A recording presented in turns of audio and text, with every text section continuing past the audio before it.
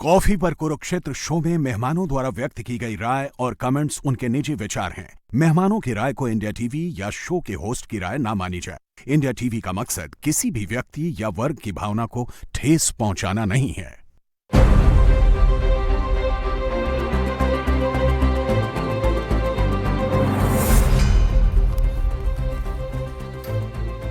नमस्कार, आप देख रहे हैं इंडिया टीवी में हूं पिनास त्यागी और आप सभी को नए साल की शुभकामनाएं।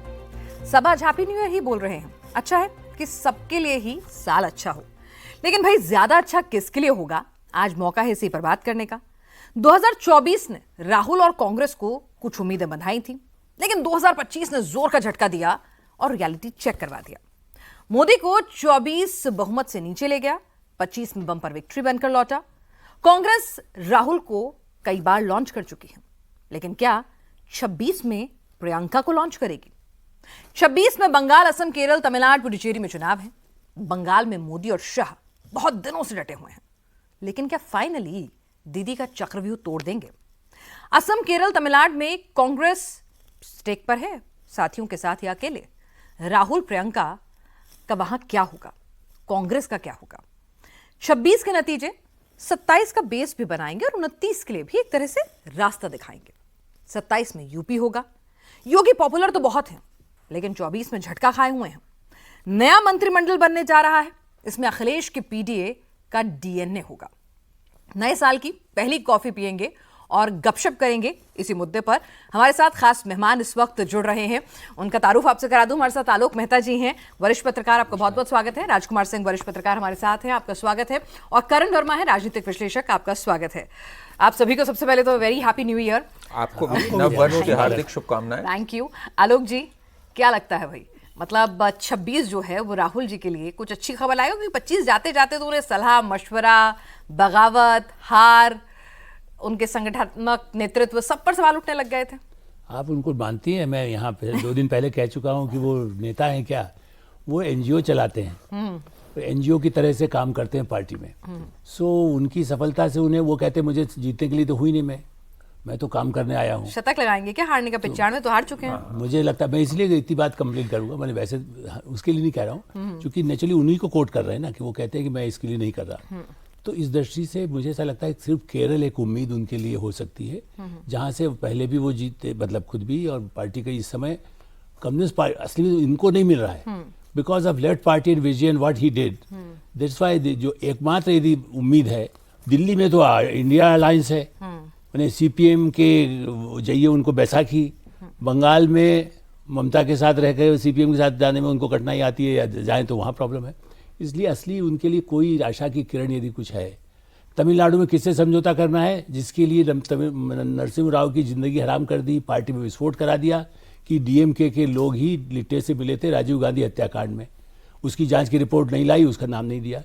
वो डीएमके के साथ समझौता करना है, यहाँ सीपीएम से करना है, जिसको हराने के लिए कभी ममता कांग्रेस की थी।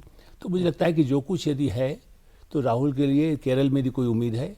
दूसरा जो आपने साथ में जुड़ा, यदि आगे बात करेंगे तो वरना प्रियंका गांधी के लिए जब तक परिवार, ये आप हम या कोई भी डिसाइड, पूरी पार्टी में कोई बहुमत तो होता नहीं है ना, सिर्फ ये होता है कि मैंने मैडम डिसाइड कर लें कि बेटे को आगे बढ़ाना है, बेटी को बढ़ाना है।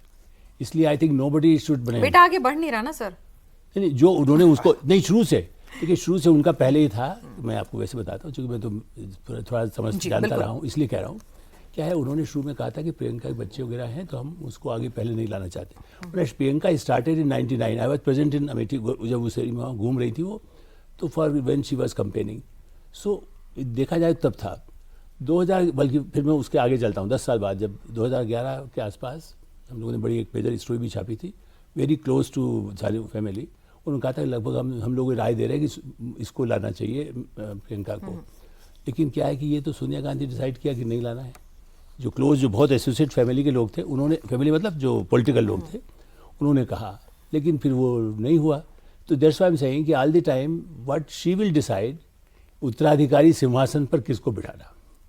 इसलिए हम लोग मीडिया टीवी में डिस्कस करें, थोड़ा अटकलें लगाएं, थोड़ा चढ़ाएं, पार्टी को भी जिंदा रखें। यदि आप नहीं कहें प्रियंका जब जाती हैं तो यूपी में पहली बार जब मैंने काम शुरू किया अभी हाल पिछले चुनाव के समय, तो भाई उसी दिन रातों 2-4 दिन में 25 लाख रुपया खर्च कर देंगे। वरना चाय पिलाने के लिए पैसा नहीं होगा पार्टी के पास, तो यूँ कहेंगे दिवाला है, हेलीकॉप्टर जाना है तो होगा। तो इसे डिपेंड करता है फैमिली व्हाट शी डिसाइड। तो ये हमारे आप को डिसाइड नहीं है। और ये कि हाँ, दोनों भाई बहनों में अभी तक मैं समझता हूँ नीचे के लोग आपस में लड़ते रहते हैं, बट ये जरूर है कि भाई बहनों में कोई ये नहीं है कि मैं बन जाऊँ इसको हटा दूँ, मतलब वो कम से कम एक शायद जो मैं समझता हूँ। मतलब भाई बहन का प्यार जो है वो पॉलिटिक्स की भेंट नहीं चढ़ा है अभी तक। लेकिन करण, आपको क्या लगता है कि जैसे ठीक है, जब भी एक बार लगातार होता रहता है कि लीडर आपका फेल होता जा रहा है तो प्रेशर भी तो आना शुरू होता है ना। ठीक है, माँ की पसंद बेटा हो सकता है, पुत्र मोह हो सकता है, लेकिन अब तो सीधे सीधे छोटा नेता हो बड़ा नेता हो वो राहुल पर सवाल उठाने लग गया है। देखिए, एक तो आप समझ लीजिए, मैं इनसे इत्तेफाक इस बात पे नहीं रखता हूं, क्योंकि मेरे हिसाब से राहुल गांधी बहुत बड़े कीर्तिमान के पास है। आपने 100वें एक शतक की जो बात करी, वो रियलिस्टिक चांस है भाई। इस वर्ष 5 चुनाव हैं, तो अगर सब कुछ सही रहा तो राहुल गांधी एक बहुत बड़ा कीर्तिमान स्थापित करेंगे। देखिए, एक ऐसी पार्टी है कांग्रेस पार्टी जहां पर हार को सेलिब्रेट किया जाता है। इन्होंने एक बात करी अभी एनजीओ की, वो अब उस चीज से उठ चुके हैं, वो हार जीत की मोहमाया से उठ चुके हैं। राहुल गांधी खुद बोल चुके हैं, भाई मैं तपस्वी हूं, मुझे कोई फर्क ही नहीं पड़ता कि अब क्या हो रहा है। मैं तो भारत जोड़ो यात्रा भी वहां से निकाल के उस टाइम ले गया था। मुझे याद है गुजरात का चुनाव हो रहा था, गुजरात से ही नहीं लेके गए। उन्होंने कहा चुनाव के लिए थोड़ी मैं कर रहा हूं, तो इसलिए ये उस स्तर पर अब पहुंच चुके हैं। पर एक बात मैं आपसे कहूंगा, इन्होंने कहा कि सिंहासन पर कौन बैठेगा। भाई जब सिंहासन बचेगा तब तो कोई बैठेगा ना सिंहासन पे। आज कांग्रेस पार्टी वहां पर है जहां पर इसके 2 तबके हमें होते हुए दिख रहे हैं, और ये बहुत टाइम से होते जा रहे हैं। आप अगर देखो, हर राज्य जहां पर गलती से इनकी सत्ता आ जाती है वहां पे 2 दल खड़े हो जाते हैं। हमने देखा सचिन पायलट गहलोत देखा, अभी हम डीके और सिद्धरमैया देख रहे हैं। बहुत सीधे स्तर पर अगर हम पीछे मुड़कर देखें, पीछे होकर हल्का सा देखें, तो ये राहुल गांधी और प्रियंका वाड्रा के 2 एक तबके खड़े हुए हैं। हम लाख कह लें कि चलिए भाई बहन का प्रेम बरकरार है, पर कब तक है ये बात? आज हमें ये बात दिख रही है। क्यों प्रियंका वाड्रा को भेजा गया वायनाड? क्यों नहीं उनको यूपी में रखा गया? भाई क्या पॉपुलर हो जाती? जब वहां पर जनरल सेक्रेटरी बनी थी, जब उन्होंने अपनी राजनीतिक पारी शुरू करी थी, भले ही 2022 में बहुत बुरी शिकस्त हुई थी, 2-2.5% ही वोट आया था, पर थी तो वो यूपी में जो काम कर रही थी, उनको क्यों भेज दिया गया वहां पर? इसका कोई आपको लॉजिक समझ में आता है?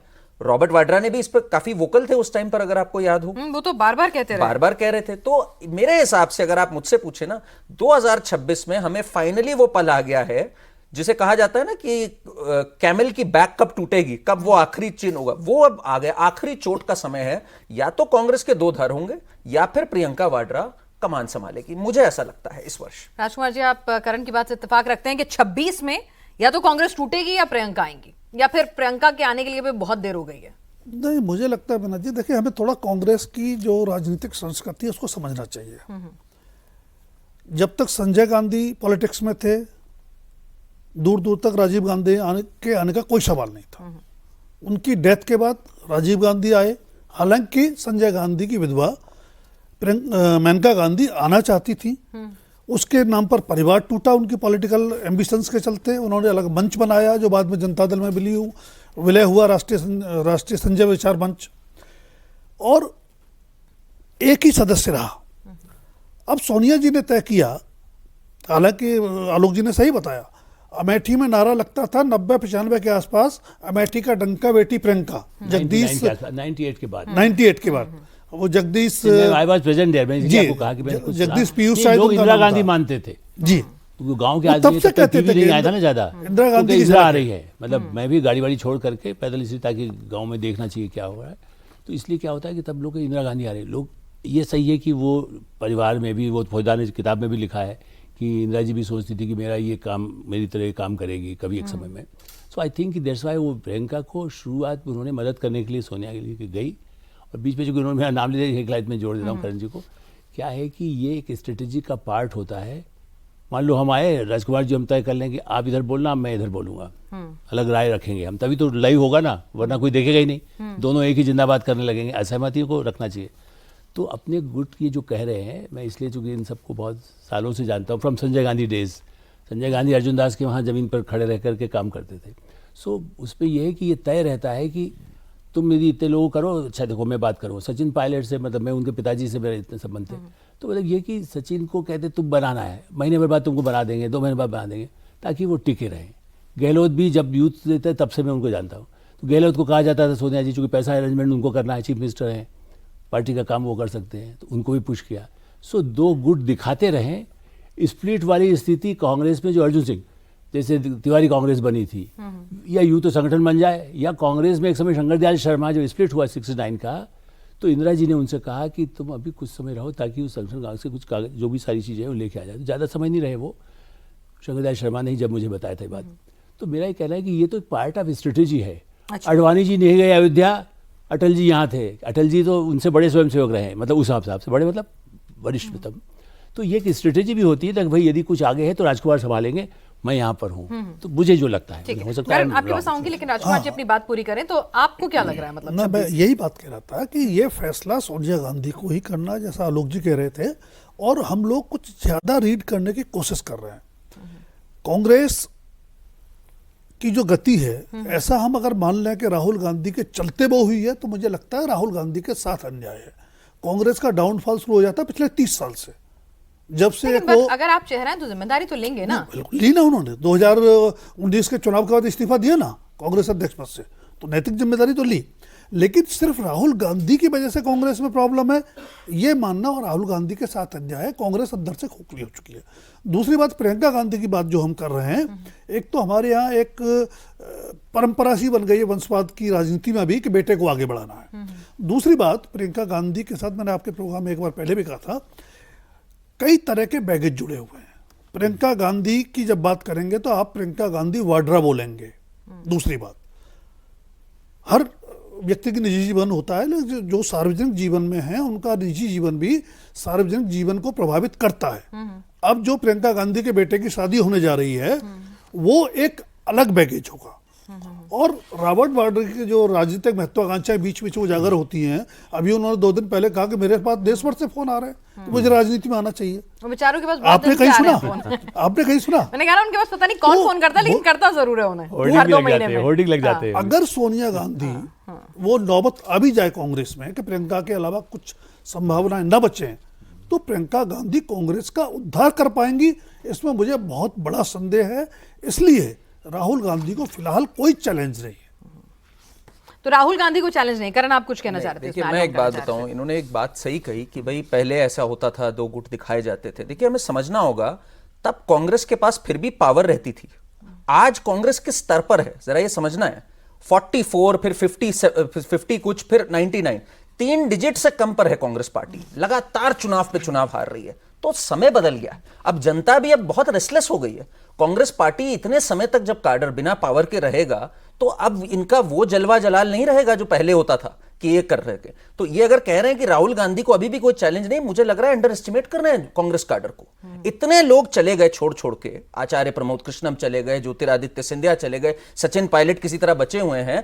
एक स्टेज आनी है जब राहुल गांधी से कहना है भाई या तो आप हटें या कुछ करें इसका। दिग्विजय सिंह एक समय पर गुरु दिग्विजय सिंह बोल दिया, दिग्विजय सिंह जी ने बोल दिया राहुल गांधी के गुरु हैं। अगर राहुल गांधी आज जो कुछ भी कर रहे हैं, बोल रहे हैं, उनकी शिक्षा दीक्षा जो है उनके मार्गदर्शक में हो रही थी, और आज वो भी सवाल उठा रहे हैं, तो कुछ तो गड़बड़ होगी ना आलोक जी? नहीं, वो सवाल उठाया इसीलिए उठाया उन्होंने कि जो नीचे संगठन में लोग महसूस कर रहे हैं, जैसा आपने कहा संगठन में नीचे यदि कमजोर है वो बोलना, तो उन्होंने कहा ना आपने अपना काम किया, क्योंकि वो अपनी पोजिशनिंग भी कर रहे हैं। मैं असल में 2 दिन पहले कार्यक्रम में बोल चुका हूँ आपके यहाँ, इसलिए फिर से रिपीट नहीं करूँगा। असल में वो तो ये चाहते हैं ना कि उनको बने।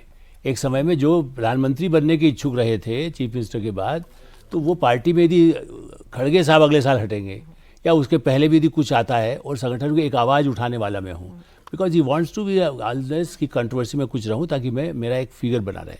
उनका दूसरा स्ट्रेटेजिकल पार्ट है, इसलिए मैं कह रहा हूँ।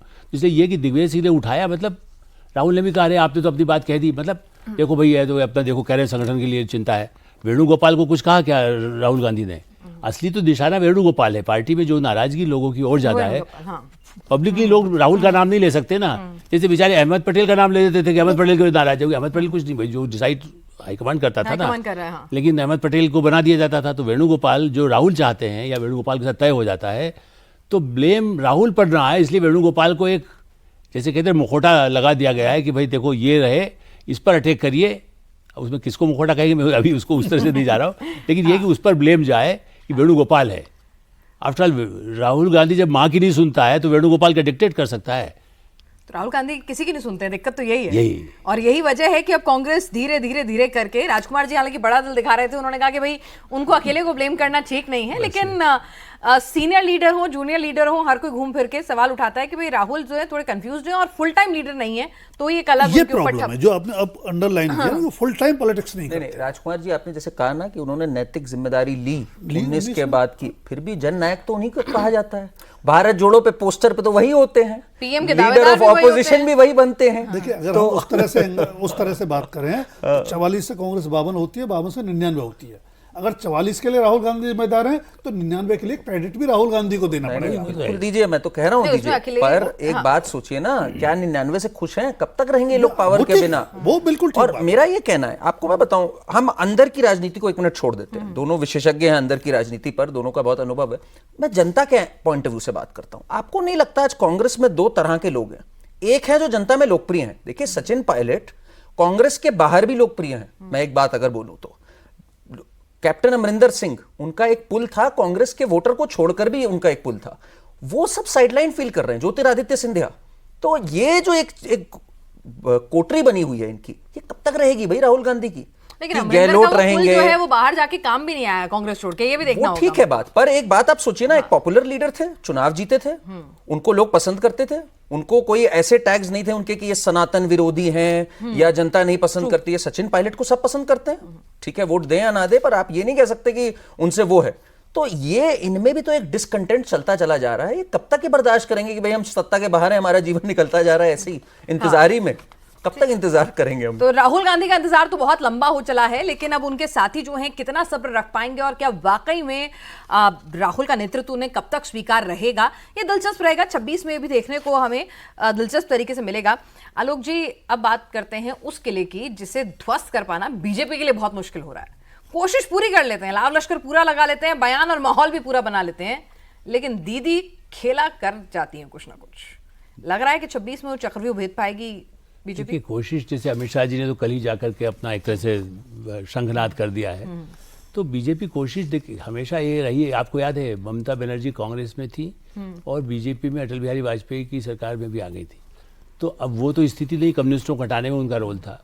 तो निश्चित रूप से बीजेपी वो जो स्थान कांग्रेस का था वो स्थान तो लेने की धीरे धीरे पूरी कोशिश कर रही है। काफी हद तक ले भी लिया नंबर 67 या कितने नंबर एग्जैक्ट नहीं आ रहा है इस समय। एक चुनाव में जो कैलाश विजयवर्गीय वहाँ के इंचार्ज थे और उस इलेक्शन में काफ़ी हद तक सीटें आई भी, तो उसको कितना बढ़ा सकती है ये जो मुद्दा है हिंदू मुस्लिम वाला भी, बांग्लादेशी अवैध ये सब, उससे हद तक पूरा एग्रेसिव कैंपेन से कितना उनके लोगों को वहाँ वोट में कितना इंतजाम किया है। जैसे ममता ने सारा ऐसा कहते हुए भी अपने वोट बनवाने का काम किया, जो चुनाव उसमें आपने देखा, आपके यहाँ भी चला है कि किस तरह से वो लोग अपने इलाके में जाकर वोट अपना तय कर रहे थे। संगठन का बीजेपी का भी है, लेकिन संगठन में इसलिए हम अभी ये कहना तो मुश्किल है, लेकिन हाँ बीजेपी पूरी ताकत तो लगाएगी कि पहले से और ज़्यादा ताकतवर हो, और यदि कोई ऐसे सहयोगी दूसरे वहाँ भी बन सकें।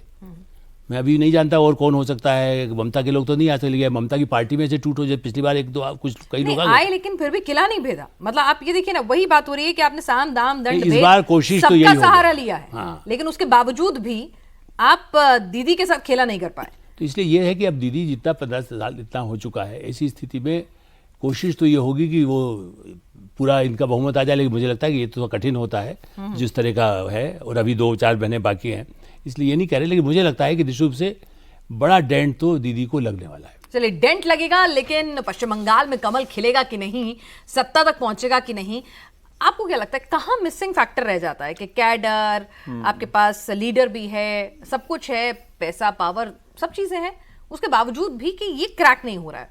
एंटी इनकम्बेंसी भी है ममता के साथ, घुसपैठियों का मुद्दा भी है, तुष्टीकरण की राजनीति भी है, सब कुछ तो है। देखिए, बीजेपी का जो राइज हुआ है वहां 4% वोट से पिछली बार 38%, तो ये राइज तो छोटा नहीं है ना, नहीं।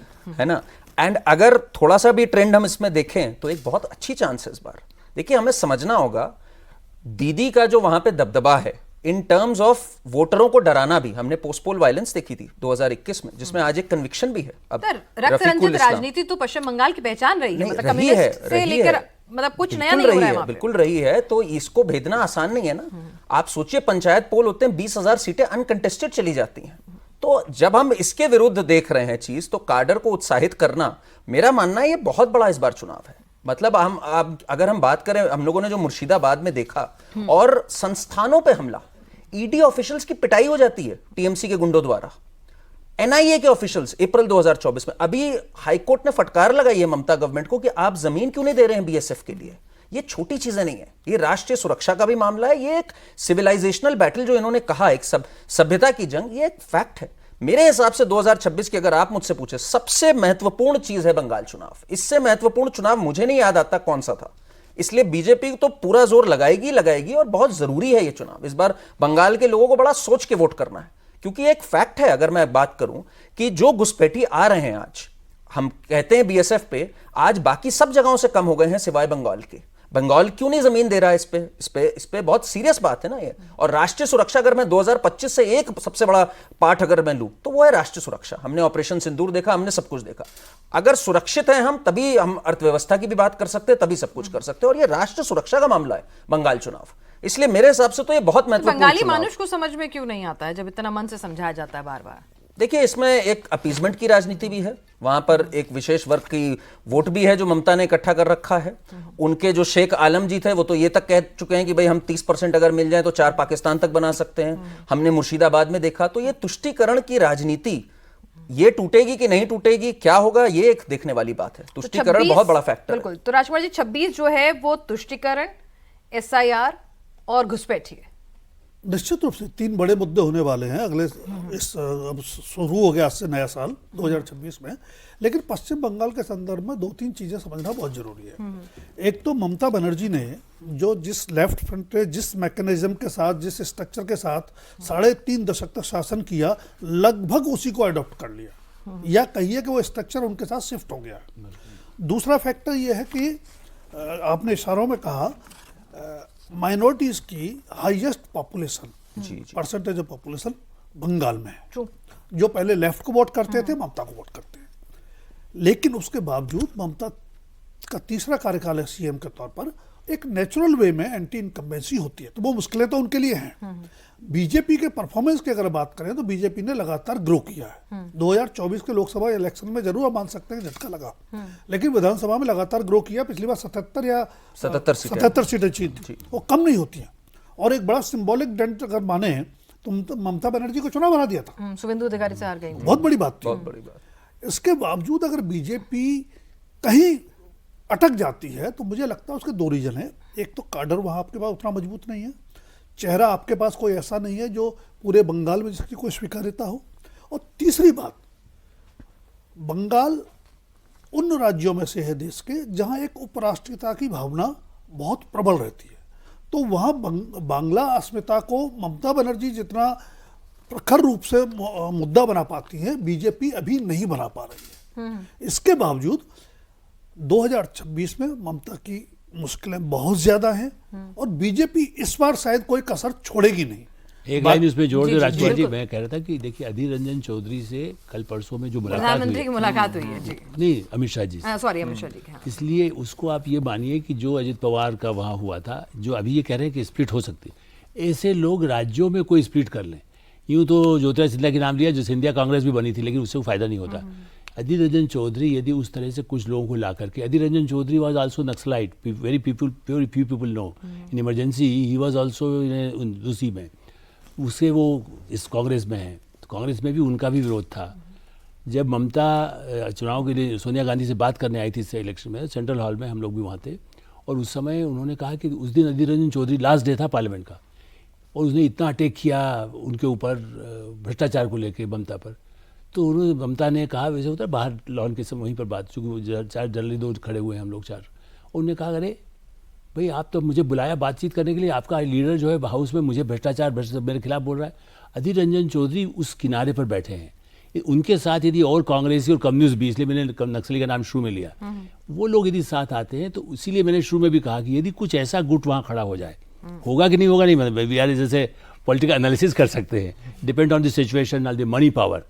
ये जो कह रहे हैं असल में उसमें ये भी है कि आप लिस्ट जो बनाती है, जो 15 प्रमुख, इनका काम है, लेफ्ट पार्टीज एंड ममता उसी तरह से काम करती रही है। वोट ही यदि आपका पहले से बना के रखा हुआ है तो फिर दूसरा नहीं जीत पाता।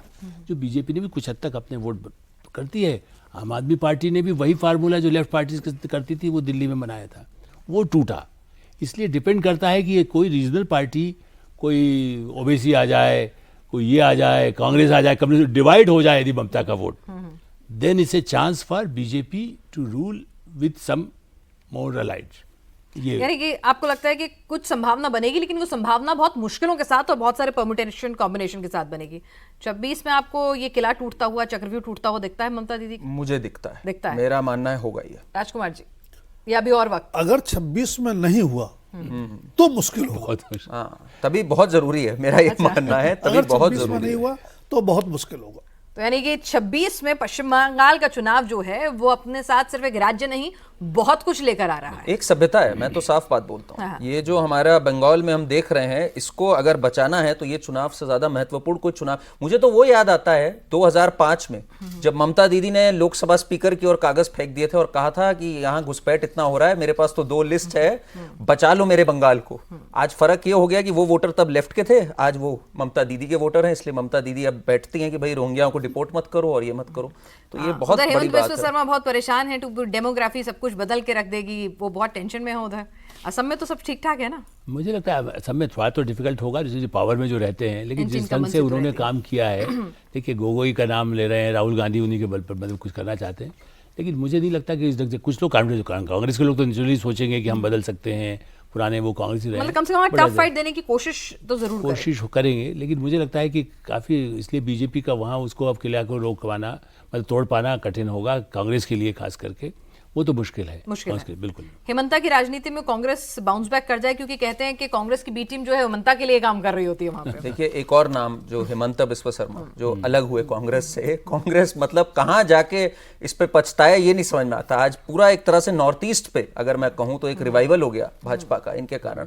स्ट्रॉन्ग लीडर, मुझे कोई सवाल ही नहीं दिखता कि हेमंता बिस्वा शर्मा हारेंगे। प्रो इनकम्बेंसी, देखिए बीजेपी में एक प्रो इनकम्बेंसी हमें देखने को मिल रही है। इन्होंने जो डेफिनेशन चेंज करी इनकम्बेंसी की, आज गुजरात में कितने साल से हैं ये लोग? करीब 26-27 साल से गुजरात में है।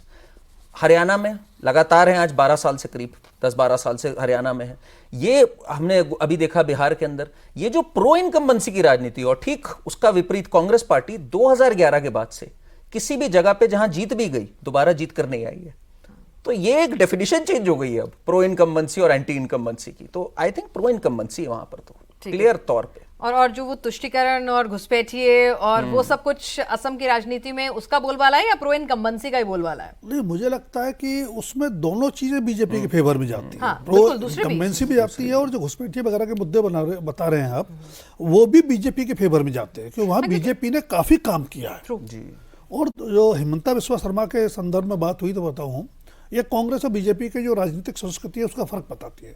यही हेमंता बिस्वा शर्मा 2014 से पहले राहुल गांधी से मिलने के लिए दिल्ली में एक हफ्ता पड़ा रहते थे, टाइम नहीं मिलता था।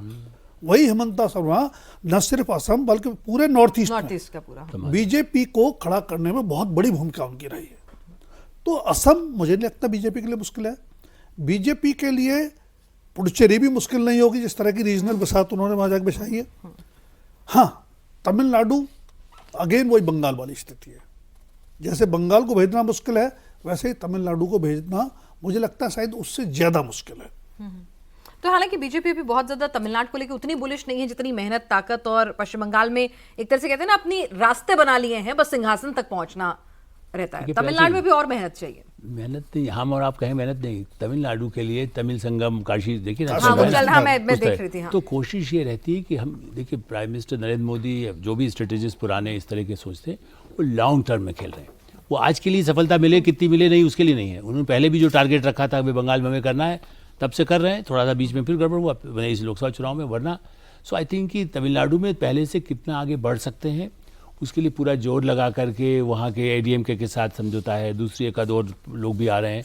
इस ढंग से मुझे लगता है कि तमिलनाडु में भी अपनी स्ट्रेंथ को ज़्यादा से ज़्यादा बढ़ा सकें, आज से नहीं 10 साल बाद आए। बंगाल में किसी ने सोचा था कमनमता को बीजेपी ने क्यों मदद की या कभी भी वीपी सिंह को मदद किया कि आपको कांग्रेस को खत्म करना है। कम्युनिस्टों का इस बार के चुनाव में जैसा आप अभी कह रहे थे, एक मानता ऐतिहासिक 2 चीज़ों में है। बंगाल का चुनाव ऐतिहासिक है ही, कम्युनिस्ट जो 100 साल पहले बनी थी, कम्युनिस्टों का यदि केरल में हार जाती है, और आपको आश्चर्य होगा कुछ समय में ऐसा भी था कांग्रेस को वो करने के लिए लेफ्ट के कुछ लोगों को बीजेपी में आरएसएस के लोग भी समर्थन कुछ कर देते थे कि चलिए ठीक है यदि कम से कम उसका कांग्रेस को कम होगा। तो डिपेंड करता है कि अब वो कम्युनिस्टों का यदि वहाँ से केरल से ख़त्म होता है, वो भी बीजेपी के लिए एक बड़ा सफलता हो सकती है कि चलिए भाई कम्युनिस्ट खत्म हो गए। लेकिन दूसरा नुकसान ये है कि कांग्रेस जीत जाए तो ठीक है, यदि वहाँ बनी रहे तो बनी रहे, वरना त्रिपुरा जैसी जगह में जहाँ लेफ्ट का बहुत अच्छा था वहाँ ख़त्म हो गई। तो इस बार का इतिहास ये है कि कम्युनिस्ट क्या भारत के सीन से, नक्सली तो मार्च में ख़त्म होने जा रहे हैं, ख़त्म हो गए हैं, अमित शाह जी ने जो कहा है, और नक्सली के साथ यदि वो कर देंगे तो ये विश्व इतिहास की भी एक बात होगी, नॉट भारत का इतिहास। तो 2026 अपने साथ बहुत कुछ दिलचस्प लेकर आ रहा है। और अब जरा उस चुनाव की बात कर लेते हैं, उन नेताओं की बात कर लेते हैं जिनका असली टेस्ट तो 2027 में होना है, लेकिन 2026 के चुनाव के नतीजे जो हैं वो 27 पर भी कुछ ना कुछ असर डालेंगे। बात करें यूपी की, क्योंकि यूपी 29 पर भी असर डालेगा। आलोक जी, आपसे शुरुआत करूँ। अगर यूपी की मंत्रिमंडल विस्तार हो रहा है, कहा जा रहा है कि जो पीडीए है उसको साधने की कोशिश है, जो भी नाराज हो उनको भी दुरुस्त करने की कोशिश है। देखिए ऋषभ जी, तो एक्सरसाइज आप तो गुजरात में तो पहले देखिए पूरी कैबिनेट बदल पूरी दिया पूरी था। कैबिनेट बदल दी। तो इसलिए जो नाराजगी है उसको दूर करें, किन किन को कैसे, उनको कैसे और अधिक पावर दिया जाए, और वो हर चीफ मिनिस्टर जहाँ भी रहते हैं आज उन पर नाराजगी हो सकती है। तो योगी जी को लेकर के भी जो रहा है, लेकिन वो तो एक स्ट्रेटेजी का पार्ट होगा, क्योंकि लीडर के रूप में यहाँ पर जैसे चीफ मिनिस्टर बदले, ये खाली डिसाइड केवल मोदी जी और अमित शाह जी करेंगे, वो हम स्टूडियो में वो भी बता नहीं सकते। जब भी कोई और जिस तरह की उनकी पॉपुलैरिटी है, popularity, योगी जी की इसी- जो पॉपुलैरिटी है, जो मास अपील है, स्टार प्रचारक हैं, जहां जहां जाते हैं, बिहार में भी, वहां पे भी जो जीत का परसेंटेज रहता है वो बहुत कुछ कह देता है उससे उनके तो बारे मैं सहमत नहीं हूँ। वो वहाँ तो मोदी ही हैं अच्छा। उस राज्य में। ये ठीक है, जैसे सभा में जाएं, सबसे ज़्यादा हमें आपको देखा जा रहा है, मान लीजिए टीवी आपके द्वारा सबसे ज़्यादा देखा जाता है, बट कल उनके जाने से ही चुनाव जीत जाएंगे, रजत जी के जाने से ऐसा नहीं होता ना। तो योगी जी का उनका एक होता है कि भाई इनको देखने आ रहे हैं, सुनने आ रहे हैं। सभाएं अटल जी की होती थी 71 में इतनी बड़ी, तो या उसके बाद तो 2 सीटें आई ना।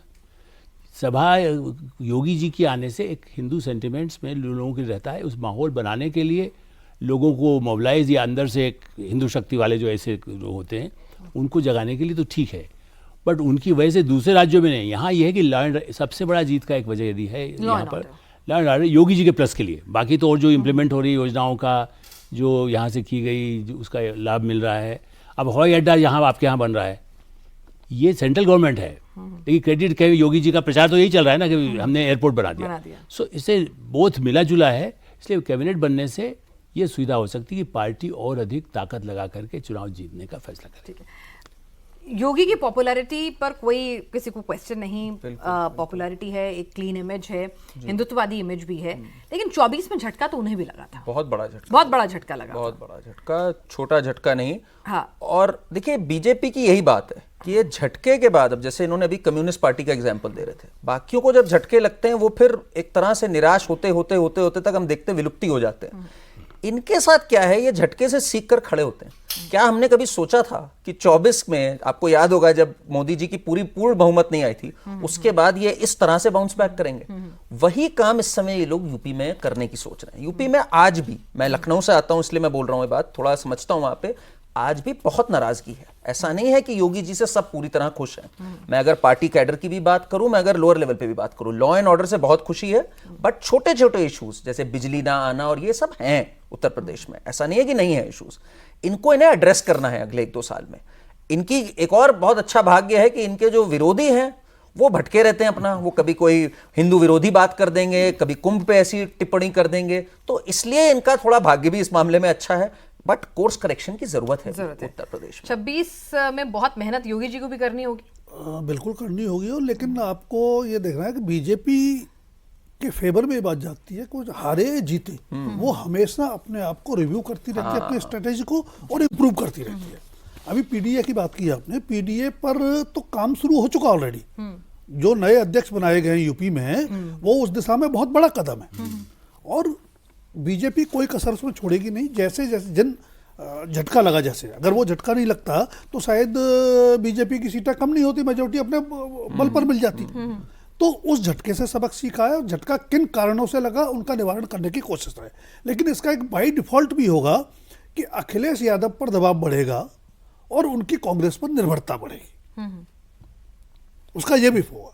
बीजेपी नो डाउट 2027 की तैयारी कर रही है और डेफिनेटली अपनी स्थिति को इंप्रूव करेगी अगर हम 2024 के लोकसभा चुनाव से तुलना करेंगे तो।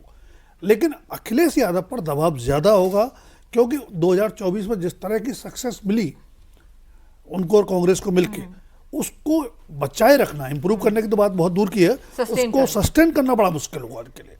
चलिए, तो आप सभी कॉफी पर नए साल में इस गपशप में शामिल हुए हैं कि जहां पर हमने बात की है कि भाई 26 का पॉलिटिकल ट्रेलर जो हमने आपको दिखाने की कोशिश की है हमारे एक्सपर्ट के जरिए, तस्वीर धीरे धीरे उभरेगी, इंतजार रहेगा और पर्पल की अपडेट आपको देते रहेंगे। आज कॉफी पर कुरुक्षेत्र में इतना ही।